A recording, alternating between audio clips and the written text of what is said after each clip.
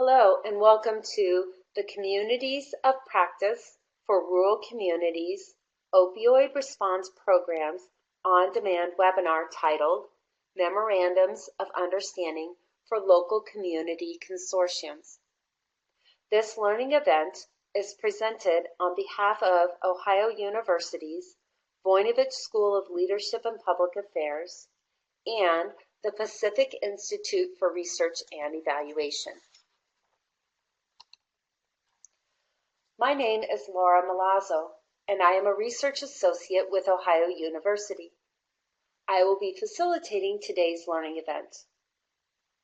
During this event, I will be discussing the MOU template that we will be using based on guidance from HRSA's TA provider, JBS International. If you have not already done so, please open or print a copy of the annotated version of the MOU template for reference during today's session. As you will see on the website, we have provided two versions of the template. The annotated version is for your reference and includes text boxes on the right side of the document, which include directions and guidance on how to complete the MOU. The other version is a blank template. When you are ready to include your local information, please use the blank version, as you would obviously not want to include the annotated text boxes in your final version of the MOU. HRSA's technical assistance provider, JBS, has said that the following items need to be included in the local MOU itself or as an addendum. The two templates posted on the website do include all of these elements. I want to run through them all to make sure you are aware. First, your local community consortium's MOU must identify a number of things regarding the collaborating organizations in your consortium.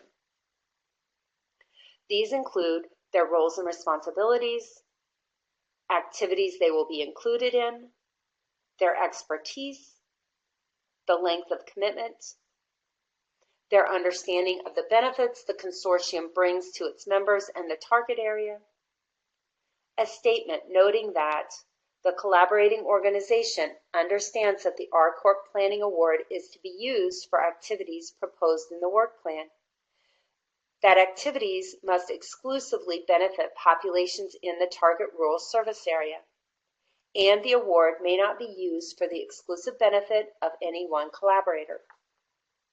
Finally, the MOU must include a description of any consortium's governing structure.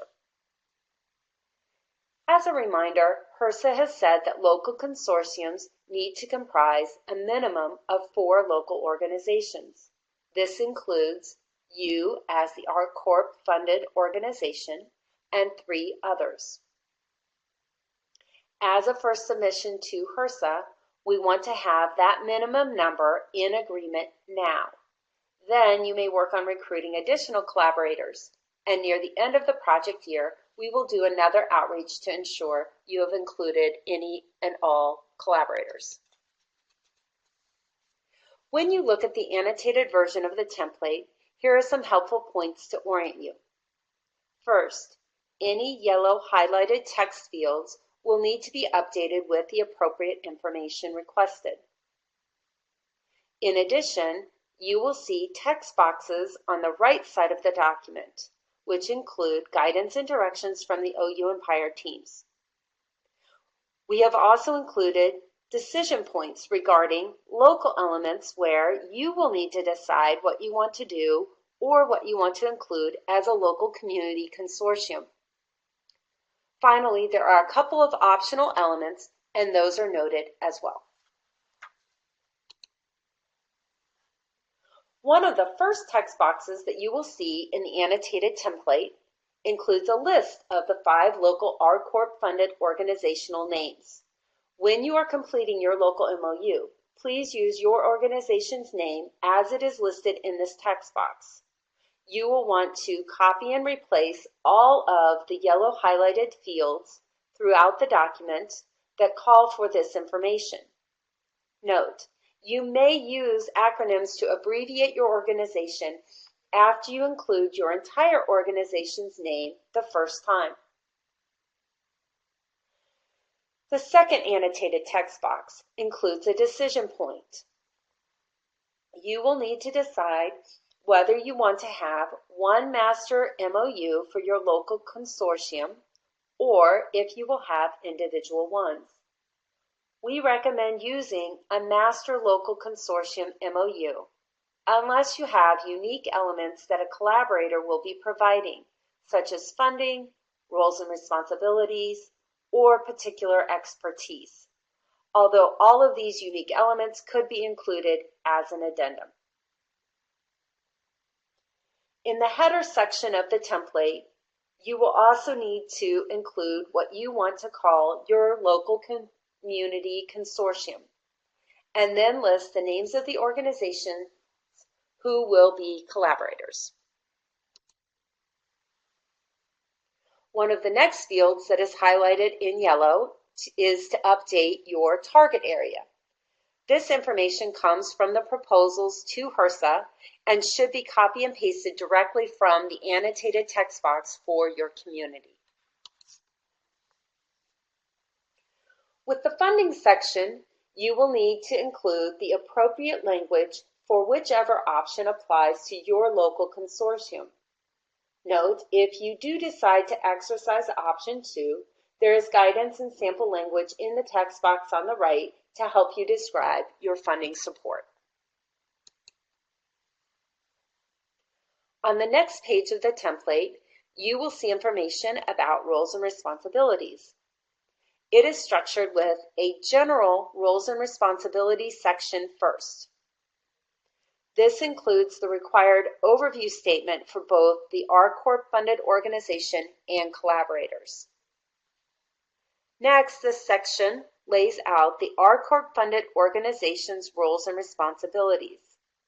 You will need to list the local expertise pertinent to the project.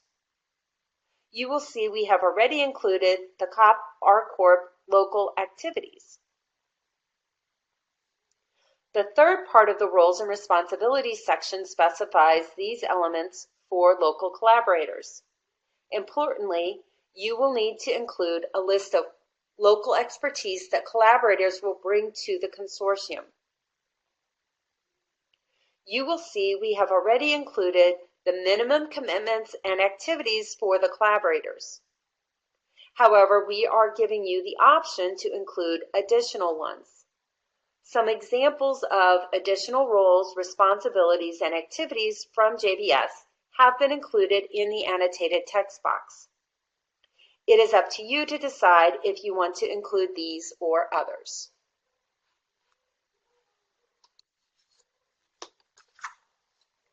The next field you will want to complete is your governing structure, which you will need to determine as a local community consortium. Some suggested elements to discuss and agree upon include your governance, rules of order, and the distribution of work.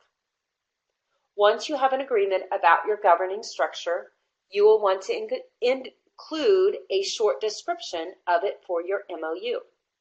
Our recommendation would be to keep this sufficiently broad to cover the bases here, and yet not so detailed that you will have to revisit it. Bylaws are an optional item to include. If you do have them, then you would want to include a reference to where they may be found.